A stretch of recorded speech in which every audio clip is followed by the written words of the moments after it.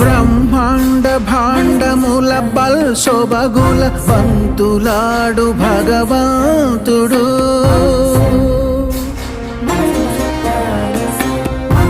పరమానంద మహాప్రవాహముల పరవశించు పరంధాముడు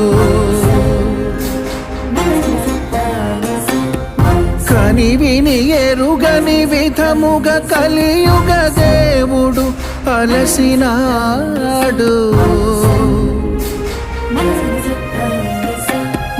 అతి చిత్రముగా